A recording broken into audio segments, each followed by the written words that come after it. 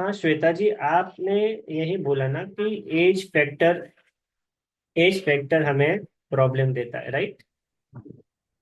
अच्छा। हम्म। As as problem, अब यहाँ पे बराबर ध्यान से सुनना पड़ेगा और सत्य को स्वीकार करना पड़ेगा हमें। उसके लिए रेडी है ना? देखिए, हम अपने आप को, अपने दिल कितना भी बहलाए, सत्य सत्य रहने वाला है ना, वो झुठला नहीं सकते हम आकाश को नीला देखते हैं, ब्लू देखते हैं, पर वाकई में वो ब्लू है? नहीं है। वो ब्लू नहीं है, वो रोशनी का रिफ्लेक्शन ऐसा हो रहा है, इसलिए ब्लू दिख रहा है। स्पेस से बाहर जाते तो पूरा काला काला ही दिखता है।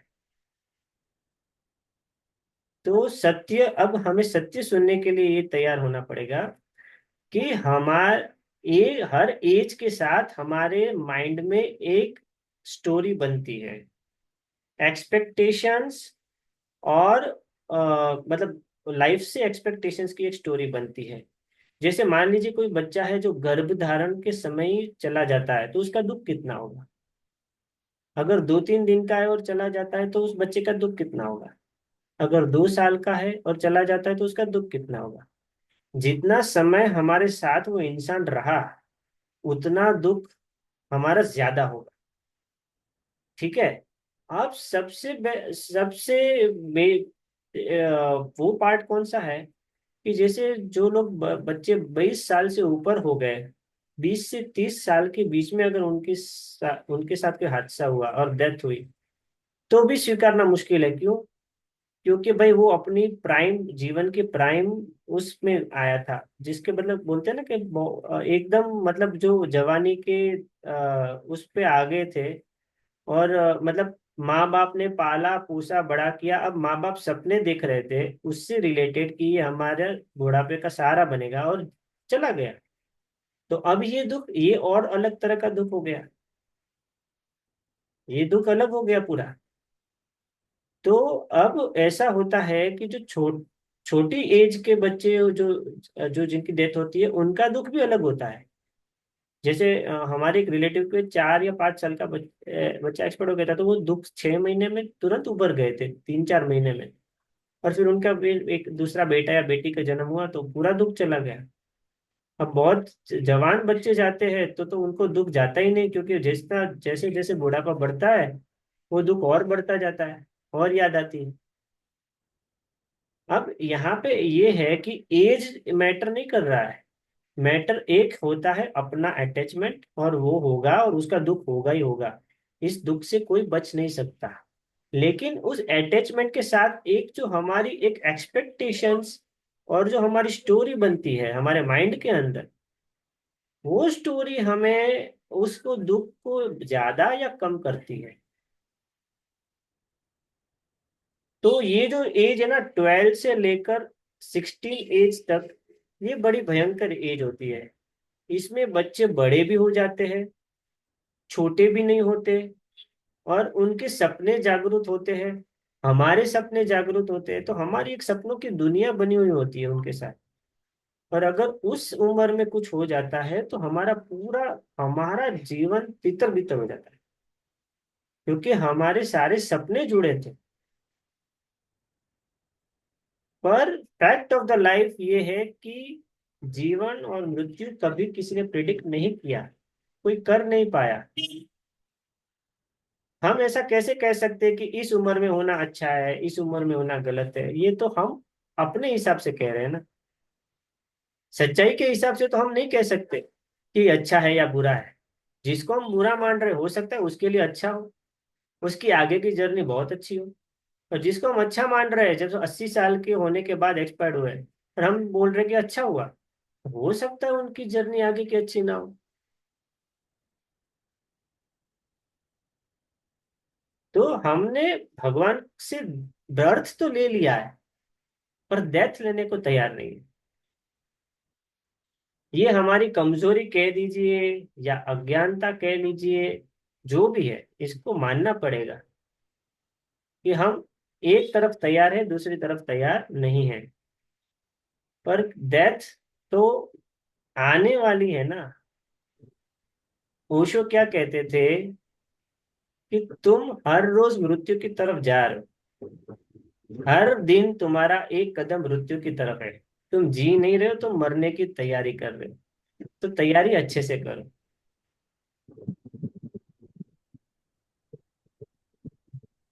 अगर हम ये लेकिन वो ज्ञान। डेथ, हाँ। yes, नहीं क्वेश्चन, डेथ के लिए तो डर बिठा दिया गया बचपन से ही, सुन सुन के, मतलब डेथ को हाँ। एक डर की तरह बिठा दिया गया हाँ, है इसीलिए ना? तो इस इस, ज्ञान ना होने की वजह से ही तो हमें अच्छा नहीं लग रहा है, डेथ को हम अच्छा नहीं मान रहे हैं। सवाल में ही है ना कि डेथ अच्छी नहीं है, ये सवाल ही तो ऐसे हो रहा है ना कि इस उम्र में डेथ क्यों। पर अगर हमें ये पता चल जाए कि वो मुक्ति दाता है, तो हमें ये पता चल जाए कि उस जिसकी डेथ हुई उसके वो बंधन से मुक्त हुआ, तो उसके लिए तो नहीं सेलिब्रेशन है तो। नहीं, ये तो मैंने अब कर लिया है एक्चुअली। मेरे बहनोई की भी डेथ 37 ईयर्स पे हो गई थी, और मेरी सिस्टर विडो हो गई 33 की एज पर, वो विडो हुई। तो हम लोग बहुत ही ज्यादा दुख होता होता था, अब तो थोड़ा कम हो ही गया। तो मैंने हमेशा, और इधर मेरी सासू माँ भी थोड़ा सा जल्दी ही गई, मतलब 57 की एज में, मतलब उतना नहीं लेकिन फिर भी हम लोग गए। तो जैसे जनरली बोला जाता है कि ना, जो लोग अच्छे होते हैं उनको भगवान जल्दी बुला लेता है ना, वहां भी जरूरत होती है, इस तरह से बोला जाता था। लेकिन मैंने उसमें अपना लॉजिक लगा लिया कि भगवान ने उनको यहाँ के कष्टों से बचा लिया, है हम्म। ना। उनको मतलब वो अच्छी सोल थे, तो यहाँ पे भी बहुत अच्छा पार्ट प्ले करके गए, जिसके जिससे इसकी सबके लिए वो बहुत अच्छे थे। रियलिटी में बहनोई भी अच्छे थे और सासू माँ भी। ये लोग मतलब एक तो होता है हम लोग डेथ के बाद कहते ही हैं हर पर्सन के लिए कि वो बंदा अच्छा था, लेकिन ये एक्चुअली में सभी के लिए अच्छे वाले थे। तो मैंने ये नोटिस किया कि जो अच्छे लोग जो जाते हैं वो इसलिए शायद कि भगवान उनको जल्दी से इन कष्टों से बचाता है, क्योंकि यहाँ पे हम आते ही हैं, कहते हैं ना इसको मृत्यु लोग बोलते हैं। हम्म। तो ऐसा मैंने अपनी तरफ से सोचना शुरू किया है। ऐसा मुझे हम्म। लगता है कि उनको तो जल्दी बुलाया, मैं भगवान ने फ्री कर दिया। हमारे साथ में रहते तो शायद कष्टों में रहते और हम भी जल्दी से जाएं, ऐसा वाला हम्म। फीलिंग आती है कभी कभी। जनरली भूल जाते हैं अपन। हाँ, द ये laws of logic. Spirit world, ये बुक पढ़ने के बाद मुझे बहुत शांति मिली। हाँ। हाँ, पर ये लॉजिक भी हम क्यों लगाते हैं? क्योंकि हम डेथ को बुरी मान रहे हैं। सबसे पहला पॉइंट, डेथ को बुरी यस। मानना है। ये हमें पता ही नहीं है कि डेथ अच्छी है कि बुरी है। हमें ऐसा लग रहा है कि वो फुल स्टॉप है, इसलिए हम उसको बुरी मान रहे हैं। वो अगर पूरा नॉलेज हमें, अगर हम अपने आप को सोल कॉन्शियसनेस समझे, उसमें रहे, तो ये तो मतलब डेथ मतलब कुछ भी नहीं है। जैसे एक सागर में एक बूंद की तरह है, उसका कोई मोल ही नहीं है डेथ का। पर क्योंकि हम उसको नहीं समझे हैं, उसको तो उससे डर गए, और फिर हम सारे लॉजिक लगाते हैं। ऐसा हुआ होगा, अच्छा हुआ होगा, इस वजह से अच्छा हुआ होगा। लेकिन मौत किसी को उम्र पूछ के थोड़ी ना आएगी। वो उम्र पूछ के नहीं आती है। उसके लिए उम्र क्या है? यूनिवर्स जो अनंत सालों तक रहने वाला है, उसमें उम्र क्या है? कुछ भी नहीं है। मतलब एक चींटी की उम्र के बराबर भी हम इंसान की उम्र नहीं है।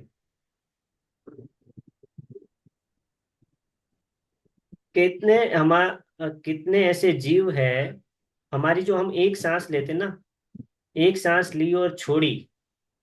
तो जैनिज्म में ये प्रूव हुआ है, वो 2500 साल पहले बोला गया है कि इतनी एक सांस के दरमियान कुछ सूक्ष्म जीव, जैसे हम वायरस ही बोल देते हैं, सूक्ष्म जीव 17 बार जन्म लेते और मरते हैं। 17 बार, 17 टाइम्स। तो क्या हिसाब रहा जीवन मृत्यु का? पर क्योंकि हमें मृत्यु एक बहुत बड़ी भयानक चीज दिखाई गई है, हम ऐसा मानते हैं, समझते हैं, इसलिए इसकी इर्द गिर्द हमारा जीवन का दुख बढ़ जाता है और हम सहन नहीं कर पाते।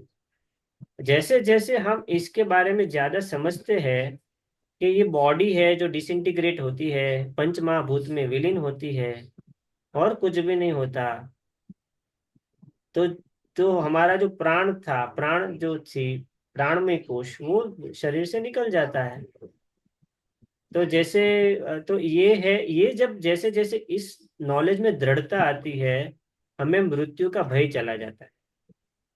और मृत्यु का भय अगर मान लो रहता भी है, तो भी बुद्धि में ये बात सही लगती है कि ठीक है, इसमें कोई बड़ी बात नहीं है। हाँ, उस इंसान की गैर मौजूदगी का दुख, उसके जाने का दुख, उससे जो अटैचमेंट है उसका दुख रहेगा, वो रहता है। वो नहीं रहना चाहिए ऐसी जबरदस्ती नहीं करनी है, वो ज्ञानी को भी होता है दुख। पर ज्ञानी के ज्ञान में ये हो जात पता चल जाता है कि नुकसान कुछ भी नहीं हुआ है, दुख मेरे अटैचमेंट का है। वो इस किसी भी चीज को नुकसान नहीं मानता है। हाँ मंजूषा जी, आप कुछ कह रहे थे, अगर आप कुछ शेयर कर सकते हैं, वो बुक पढ़ने के बाद आपको क्या हाँ, लर्निंग। हम्म।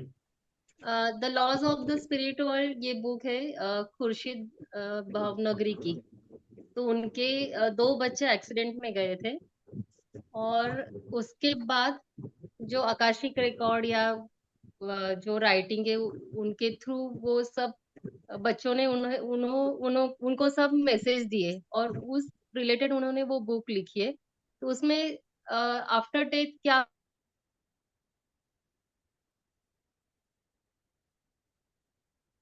हेलो। हेलो।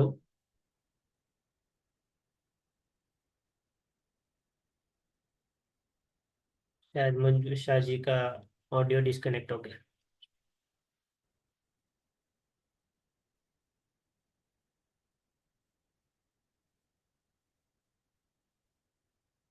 तो बस यही यही बातें हैं कि क्योंकि हमारे पास वो बीच वाली कड़ियाँ मौजूद नहीं है, हमें पूर्ण नॉलेज के आगे का सिरा और पिछले पीछे का सिरा पता नहीं है, तो हम कनेक्ट नहीं कर पाते हैं। और फिर हम वहां से सारी कंफ्यूजन पैदा होती है। तो डाउट्स ही क्लियर करने, मेन पर्पज है हमारा डाउट क्लियर करना। जितने जितने डाउट क्लियर होते जाएंगे, हमारे सवाल अपने आप गिरते जाएंगे।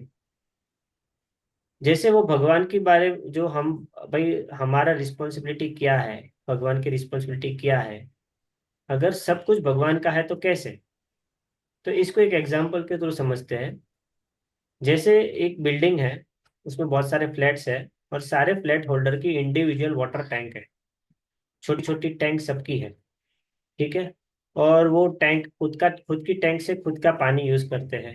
खुद के घर में नल भी है, जहां से वो वाटर सप्लाई हो रहा है।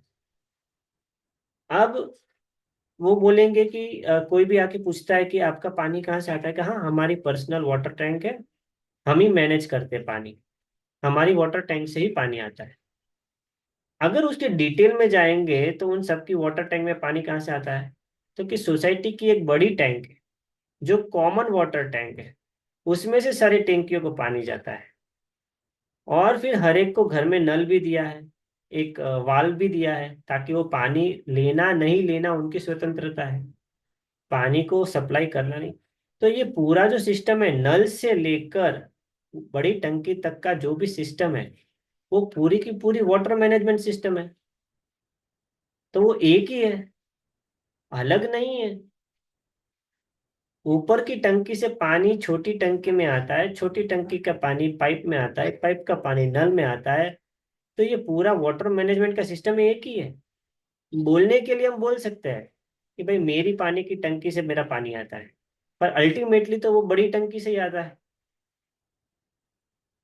इसी तरह हमारे सारे कर्म, सारे विचार, सारा कुछ हम कर रहे हैं, पर आ तो वहीं से रहा है।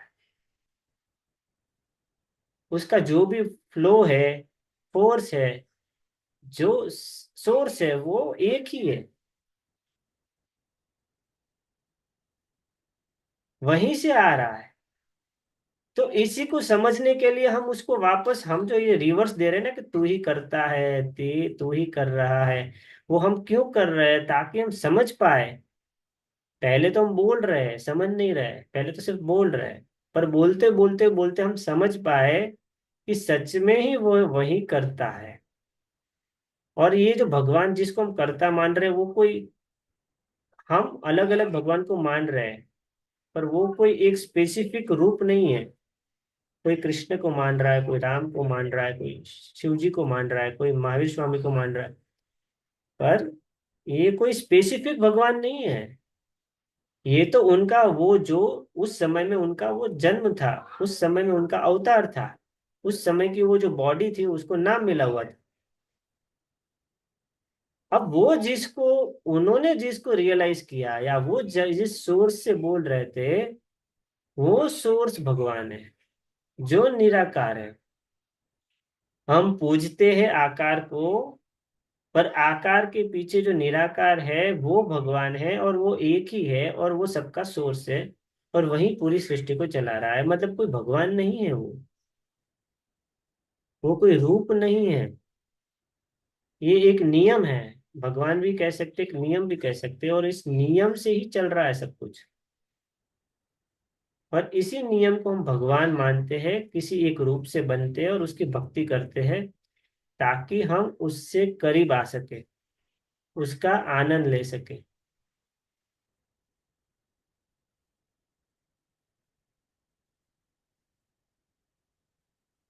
क्या मैं क्लियर कर पाया?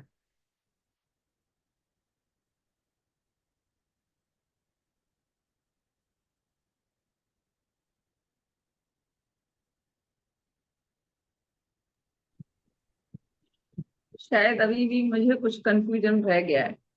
हम्म। हाँ, पर क्या थॉट्स कंफ्यूजन? वगैरह सब अगर हम्म। उन्होंने ही सारे थॉट्स वगैरह सब दे दिए हैं, सब कुछ है, तो फिर निगेटिव क्यों दिए, निगेटिव क्यों हुआ सब कुछ, जो चीजें होती हैं गलत कहीं भी कुछ भी। हाँ, ये हमें स्वतंत्रता भी दी ना साथ में।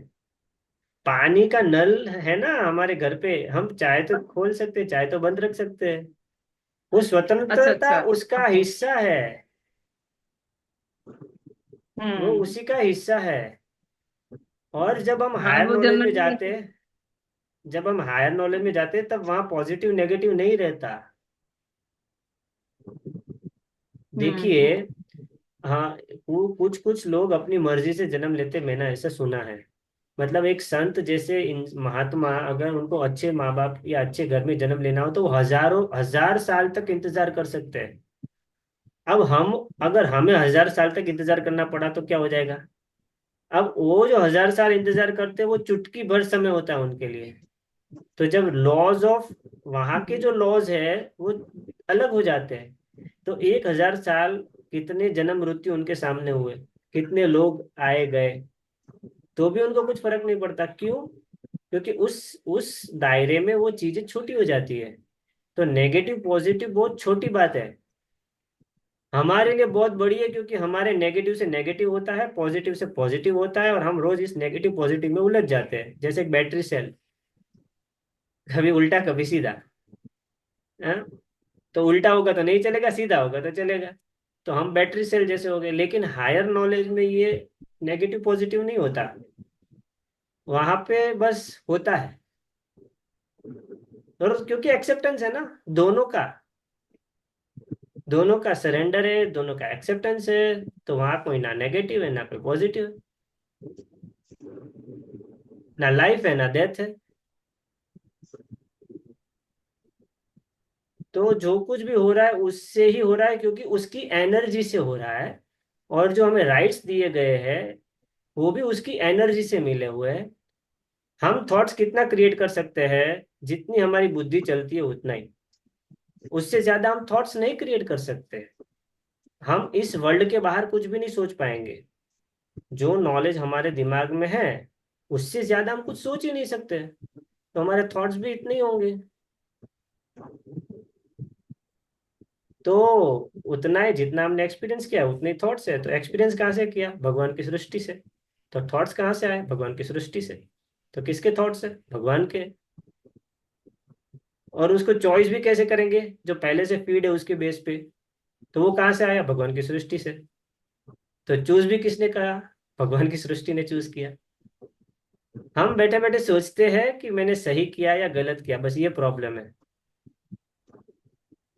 हो रहा है, उसके बीच में हम सोचते हैं कि मैंने सही किया या गलत किया, ये प्रॉब्लम है। जैसे फिल्म का डायरेक्टर है, फिल्म बना रहा है। अब वो जब फिल्म बना रहा है तो क्या बोलता है? हर एक को उसकी स्क्रिप्ट देता है, ये स्क्रिप्ट बोलनी है, ये डायलॉग बोलना है। ठीक है, अब मान लो वो किसी बीच, फिल्म के बीच का सीन शूट कर रहा है, और एक्टर को पता नहीं है। एक्टर को बोला ये बोलना, एक्टर कर रहा है, अरे ये क्या बोलना है, ये तो सेंस ही नहीं कर रहा है। तुझे बोला ना इतना करना है, इतनी एक्टिंग करना है, इतना बोलना है। अब वो एक्टिंग कर रहा है, बोल रहा है, पर मन के अंदर बड़बड़ कर रहा है, ये क्या बोलना है, इस डायलॉग का क्या मीनिंग है, ये तो स्टोरी में है क्या नहीं है। तो अब उसके बड़बड़ की कोई मीनिंग है? उस एक्टर के बड़बड़ की कोई भी मीनिंग है? कोई मीनिंग नहीं है। इसी तरह हमारे सारे प्रॉब्लम्स की कोई मीनिंग ही नहीं है। ये हम अपने बीच में बड़बड़ कर रहे हैं, हो तो वही रहा है। कृष्ण भगवान अर्जुन को क्या कहा? होगा तो वही जो मैं चाहूंगा। ये सामने जितने भी लोग ये मरे हुए हैं, सारे मर चुके हैं। तुझे सिर्फ बाण चलाना है, मैंने ऑलरेडी मार दी है। तुझे सिर्फ बाण चलाना है। मतलब कि सब हो रहा है, और बीच में हमें ऐसा लग रहा है कि ऐसा क्यों हो रहा है।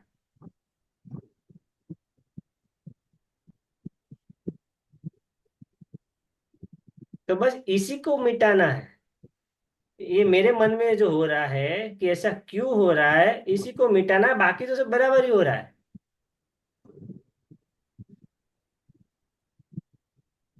और हमारे हम कभी रोक पाए क्या? कुछ भी हमारे हमारे क्या हमारे में है वो कैपेसिटी हम रोक पाए? हमारे बच्चों को अगर हम बोल देना कि टीवी बंद करना है, और वो 14-15 साल के हो जाए, बोलते नहीं बंद करना है, मैं नहीं करूंगा या नहीं करूंगी। लो, हमारे हाथ में क्या रहा? कुछ भी नहीं। पर हम ऐसा सोचते हैं कि ऐसा होना चाहिए और ऐसा नहीं होना चाहिए। वो हो रहा है, बस हम उसके साक्षी है। और ये साक्षी पने में जब हम आ जाते हैं, तब हमें समझ में आता है कि मेरे बीच में बोलने का कोई मैटर ही नहीं रहता।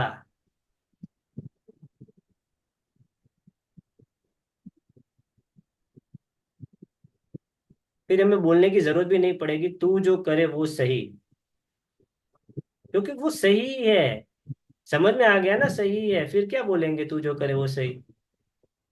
जब तक नहीं समझ में आ रहा है तब तक बोलना पड़ेगा। जब तक समझ में नहीं आ रहा है तब तक बोलना पड़ेगा, भगवान तू जो करे वो सही, तू जो करे वो सही। जिस दिन समझ में आ गया वो सही करता है, बोलना पड़ेगा। उस दिन से बोलना बंद। बोलना बंद हो जाएगा। बस तो इतना ही तो करना है, सिर्फ मालिक समझ। मालिक तो सब करवा रहे हैं, लेकिन कहते हैं ना, पुरुषार्थ तो हमारा अपना खुद का होता है। फिर हम ये सब पुरु, एफर्ट्स भी क्यों अब इस टाइम पुरुषार्थ भी ग्रुप वही में करवा आए रहे हैं। हैं। पुरुषार्थ भी वही करवा रहे हम्म, हैं। तो पुरुषार्थ भी वही करवा रहे हैं। आप देखो, मैं आपको बताता हूँ, ये भी प्रूफ है इसका। मान लीजिए आप 9, 9:15 बजे किसी काम में उलझे हुए हैं, कुछ कर रहे हैं, कहीं पर है, कहीं पर कार में है, घर पे है। अचानक आपको 9:15 बजे थॉट आता है, अरे 9:30 बजे सेशन है। आता है कि नहीं आता है? पूरा उलझे हुए थे आता है। किसी और काम में, किसी और चीज में 100% उलझे हुए थे, और अचानक थॉट आता है। कौन लेके आता है ये थॉट? वही लेके आते हो, कहते हैं, जो हमारे लिए होता है वो तो मिल ही जाता है। तो पुरुषार्थ जो भी वही सेशन मेरे लिए करवाते होता हैं। है वो मुझे मिल ही जाता है। पुरुषार्थ भी वही करवाते हैं। हाथ पैर भी वही हिलवाते हैं। बस हमें पता हम्म। नहीं है। इसका भी एक राइट टाइम होगा हर चीज समझने का का। राइट। हाँ, पर ये तो हम अगर ये प्रमाण हम समझे कि ऐसा हो रहा है, हमारे डे टू डे एक्टिविटीज में हम समझने लगे, फिर भले ही ना हमें पूरी बात समझ में ना आए, भले ही ना पूरा समझते रास्ता तो समझ हैं में ना आए। पर। हमारा आग्रह क्या है कि हमें हम्म, पूरी लाइफ दिख जाए, हमारा पूरा फ्यूचर दिख जाए। कभी नहीं दिखने वाला। नेक्स्ट मोमेंट कभी हम्म, दिखने वाला नहीं है। और यही हमारे लिए बेस्ट है। तो ज्ञान कैसा होना चाहिए कि हमें नेक्स्ट मोमेंट का पता नहीं, और फिर भी लगे कि बेस्ट ही होगा। बेस्ट क्या? बेस्ट क्या सोचे ही ना कि क्या होगा। तभी ये तो स्थिति जब आ प्रेजेंट को जाए, एंजॉय कर पाएंगे। जब ये स्थिति आ जाए कि क्या होगा वो भी नहीं सोचना है, और पता भी नहीं है, ये दोनों स्थिति साथ साथ हो, और फिर भी हम एंजॉय करें। दुख में दुखी भी हो, रोना आए तो रो भी ले, गुस्सा आए तो गुस्सा भी कर ले, लेकिन बिल्कुल परवाह न करे कि नेक्स्ट मोमेंट हम क्या करेंगे। हाँ, आपकी इस बात पे ना मुझे एक याद आ रहा है, एक सदगुरु जी का था एक इंटरव्यू, उसमें उन्होंने बताया था कि एक प्लेयर उनके पास कोई आता है ऐसे डिवोटी, तो वो बोलता है कि बताओ इस मैच में, इंडिया पाकिस्तान के मैच में कौन जीतेगा। तो वो बोलते हैं कि गुरु तो हूँ बट गुरु का काम ये नहीं है कि आपको बताए कि मैच कौन जीतेगा। हम्म। तो मैच तो कोई भी जीतेगा, अगर मैं पहले ही बता दूंगा वो क्यूरियोसिटी तो खत्म हो जाएगी। जो आप एंड टाइम तक मैच को देखने वाले हो वो क्यूरियोसिटी पहले ही आपको खत्म हो जाएगी, आपको देखने की चाह ही नहीं रहेगी कि कौन। तो मैं भी नहीं सोचना चाहता हूँ कि कौन जीतेगा। तो उस मोमेंट को एंजॉय करना चाहिए हमें। क्या और एक बार आप सिद्धियां फिर से बोल सकते हैं? और सिद्धियां उनको ही प्राप्त होती है जिनको फ्यूचर का कोई अटैचमेंट नहीं है। फ्यूचर जानने का कोई अटैचमेंट ही नहीं रहता, फ्यूचर जानने की कोई उनको परवाह ही नहीं रहती, उनको ही सिद्धियां प्राप्त होना शुरू हो जाती है। वो फ्यूचर जानते हैं पर उनका इंटरेस्ट नहीं होता, वो इंटरेस्ट नहीं रखते उसमें। और ये तब होता है जब वो पूरा सेटिस्फाइड होते प्रेजेंट से, प्रेजेंट मोमेंट से, अपने प्रेजेंट मोमेंट को पूरा स्वीकार भाव में होते हैं, सरेंडर भाव में होते हैं, और पूरी तरह उसको एक्सेप्टेंस में होते हैं। एंजॉय भी कह सकते हैं, सुख हो या दुख दोनों स्थिति को वो एंजॉय कर सकते हैं। हमारे में वो सिचुएशन आएगी ना। हाँ। हमारा वो टाइम आएगा ना। कुछ भी चीज मैनिफेस्ट होने से पहले उसका आइडिया दिमाग में जाना चाहिए। तो अभी आइडिया जा रहा अच्छा। है तो मैनिफेस्ट होगा। हम्म। कभी कभी तो होता थैंक है यू। कि होता है, अरे हमें क्यों चिंता करनी है, ऐसा आ जाता है। लेकिन बस फिर हाँ। बाद में और फिर फ्यूचर में फिर चले भूल गए जाते ना, फिर फ्यूचर में चले गए कि होगा कि नहीं होगा, तो हमें करना हाँ। ही नहीं है कुछ। हमें हाँ, कुछ ये क्यों ज्ञान, हुआ, ऐसा क्यों हुआ, हाँ, ये क्या होगा, ऐसे में ये स्थिति भी नहीं लानी है हमें। आनी होगी तो आगे आएगी, हमें लानी ही नहीं है। अभी जो स्थिति है वही बेस्ट है। हमारे देखो माइंड की जो, हाँ, हमें फ्यूचर हमारे प्रेजेंट का माइंड, कॉन्सेप्ट ही क्लियर नहीं है। हाँ, हमारे माइंड की जो स्थिति है अभी प्रेजेंट में वही बेस्ट है। और जैसे जैसे उसको चेंज होना होगा वो हो जाएगी। सेटिस्फैक्शन है ना, संतोष बहुत बड़ा फैक्टर है, बहुत बड़ा। चाहे फिजिकल लाइफ में हो, चाहे मेंटल लाइफ, मेंटल हमारी स्थिति में हो, सेटिस्फैक्शन बहुत ग्राउंडिंग देता है हमें प्रेजेंट मोमेंट में। बहुत हमारा हमारा उसको पकड़ जमाता है प्रेजेंट मोमेंट में। तो सेटिस्फाइड होना बहुत जरूरी है हर चीज से, खुद से, खुद की क्वालिटी से, खुद की लाइफ से, खुद के अप्स एंड डाउन्स दोनों से। तो चलो हम सेशन एंड करने से पहले एक मस्त भजन सुनते हैं। किसी को कुछ कहना है भजन सुनने से पहले? ठीक है।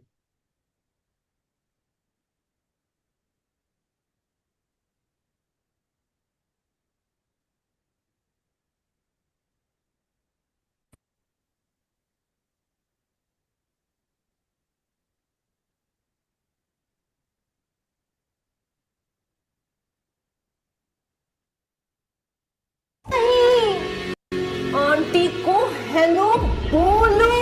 नहीं।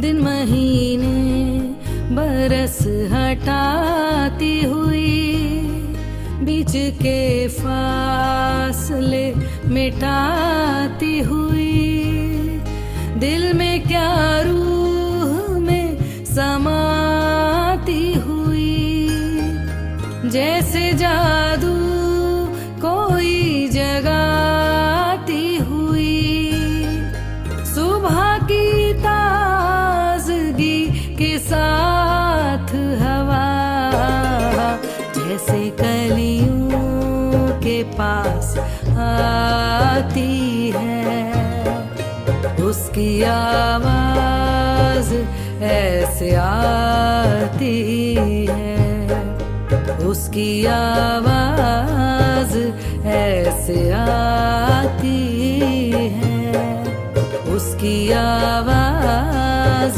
ऐसे आती है। उसकी आवाज ऐसे आती है, कलियों की आवाज की तरह जो प्रकृति है वो पूरा ईश्वरमय है, और उस प्रकृति की सारी आवाजों में उसकी आवाज है।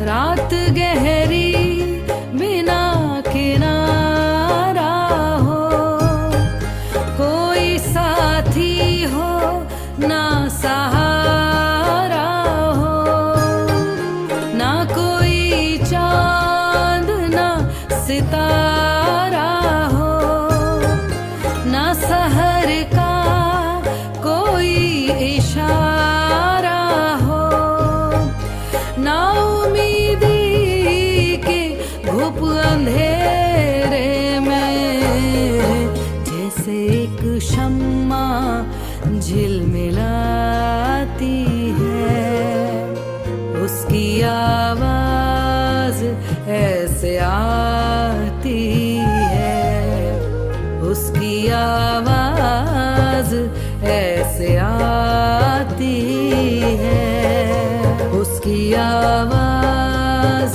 ऐसे आती है।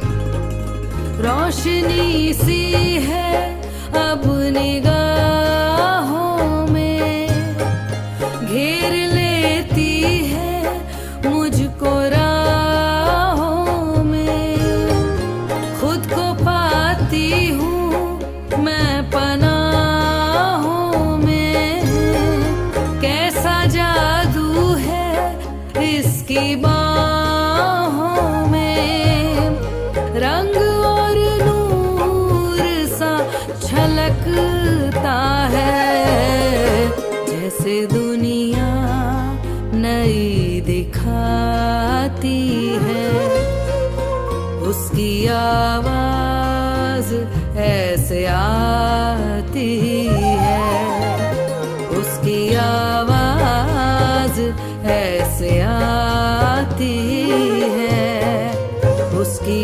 आवाज ऐसे आती है। दिन महीने बरस हटाती हुई, बीच के फासले मिटाती हुई, दिल में क्या रूह में समाती हुई, जैसे जादू कोई जगाती हुई, सुबह की ताजगी के साथ हवा, जैसे कलियों के पास आती है, उसकी आवाज ऐसे आती है, उसकी आवाज ऐसे आती है, उसकी आवाज ऐसे आती है।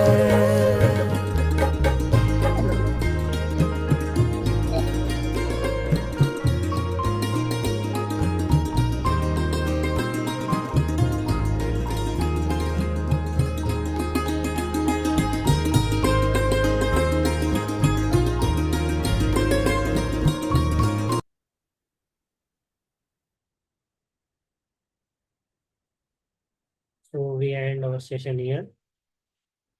ये जो टॉपिक पे बात हुई है ना, ऐसा नहीं समझना है कि एक सेशन हो गया तो हो गया। मुझे लगता है ऐसे 100 सेशन भी कम पड़ते हैं इन बातों को समझने के लिए। तो मैं बस मेरा हमेशा यही, मैं क्वेश्चन क्यों जगाता हूँ आप लोगों में कि क्वेश्चन आएगा, आंसर से इम्पोर्टेंट है क्वेश्चन। मन में क्वेश्चन आएगा तो आंसर भी रहेगा, उसकी वैल्यू रहेगी, नहीं तो आंसर की कोई वैल्यू नहीं है। आंसर की कोई वैल्यू नहीं रह जाएगी। तो जितना हम डाउट्स को क्लियर करेंगे, हमारे अंदर वो नॉलेज बढ़ने लगेगा, हमारा कन्विक्शन बढ़ेगा। हमें किसी को पूछना नहीं पड़ेगा कि भगवान क्या करते हैं मेरे जीवन में। हमें पता होगा कि भगवान क्या करते हैं मेरे जीवन में। ये कन्विक्शन आएगा हमारा, और यही नॉलेज है, और कोई नॉलेज नहीं है, ये कन्विक्शन ही नॉलेज है। आपको किताब खोलने की जरूरत ही ना पड़े, आप पूरी तरह तैयार हो। कोई पूछे आपको ये पता है, नहीं पता। ये शास्त्र पता है, नहीं पता। ये पता है, नहीं पता। आपको पता है भगवान, हाँ पता है, वो मेरे साथ। बात हो गई ना, खत्म, एंड हो गया बस। तो सब लोगों को शुभ रात्रि, फिर मिलते रहेंगे। फिर दोबारा कंटिन्यू करना कि पुरुषार्थ हमारा अपना क्यों नहीं है, वो भी उनकी तरफ से ही क्यों है। हाँ, ये दो, ये इसमें सब बहुत सारे पहलू हैं, हम सारे पहलुओं पर चर्चा हम्म। करेंगे। पर हमें कोई एक पहलू पकड़ के आगे बढ़ना होगा। समझना सब कुछ है, लेकिन कन्विक्शन एक में ही रहेगा, क्योंकि है उसी का है भाई। हमारे जन्म से पहले ही शुरुआत हो गई थी। हमारे माँ बाप हमसे हाँ पहले थे, जी। हमारे दादा दादी हमसे पहले थे, हमारा पूरे वंश का डीएनए हमसे पहले था। तो हमारी शुरुआत तो पहले से हो चुकी थी, हमारा फोरकास्ट तो बहुत पहले हो चुका था। तो हमारा सारा हम्म। पुरुषार्थ भी उसी का है, पर उसको अच्छे से वो समझेंगे। तभी आएगा ना जब हम सरेंडर करेंगे, तभी तब तक तो हमें नहीं, लगता है हम ही हम कर रहे हैं अब अपने जैसे। अपनी हम सरेंडर करेंगे, पर समझने की कोशिश करेंगे, उसको लॉजिकली हम्म। समझेंगे कि सच में है कि नहीं। जैसे हाँ, जैसे अब आप वो अपना ये हैप्पीनेस प्रोग्राम करवाने वाले हो ना, अभी जैसे अभी हाफ एन आवर का ही आपका ऑलमोस्ट सेशन होता है। तो ये भी मेरे लिए टाइम निकालना थोड़ा, क्योंकि ये टाइम मेरा बेटी के साथ ही चला जाता है सुलाने में और इसको संभाल, तो ये भी निकालना थोड़ा सा टफ हो जाता है। लेकिन जिस दिन जो सेशन मुझे लगता है मेरे लिए चूज किया होता है बाबा ने, वो मुझे मिल ही जाता है। लेकिन जो आपका हैप्पीनेस प्रोग्राम, वो तो 2-3 आवर्स डिवोट करना, तो वो तो मेरे लिए पॉसिबल नहीं है। तो अब आप कहोगे कि अगर वो मेरा होगा तो मुझे मिलेगा, तो वहां पे मुझे अपना पुरुषार्थ नहीं करना है। हाँ, ये वो मैं मुझे कर थोड़ा लूंगा, मैं कॉन्ट्राडिक्टरी आपके लग रहा बदले है। वो पुरुषार्थ मैं कर लूंगा, आप बस आ वो जाना। आपके तो वो मुझे थोड़ा सा ये स्टेटमेंट कॉन्ट्राडिक्टरी हाँ, लग रहा है, अभी समझ नहीं हाँ, आया। मुझे पता है, ये बहुत है ही ऐसा, पुरुषार्थ करना है नहीं करना है, ये है। इसको समझेंगे ना हम, इसको अलग टॉपिक से समझेंगे। पर जब वही करवा रहा है तो हो गया ना खत्म। हाँ उसको जी। कोर्स में भेजना होगा तो करवाएगा पुरुषार्थ, नहीं भेजना होगा तो नहीं करवाएगा। उस सम, उस समय बच्ची सो जाएगी। हाँ। बड़े बराबर है। बड़े लोग संभाल लेंगे। हाँ, सब हो जाएगा। ठीक है, गुड नाइट एवरीवन। ठीक। आप थोड़ा फीडबैक लिखना गुड कैसा रहा नाइट। सेशन, भले थोड़ी मेहनत हाँ, करनी नहीं पड़े, ये अच्छा रहा। पुरुषार्थ कर लेना। हाँ। कल सुबह करूंगी।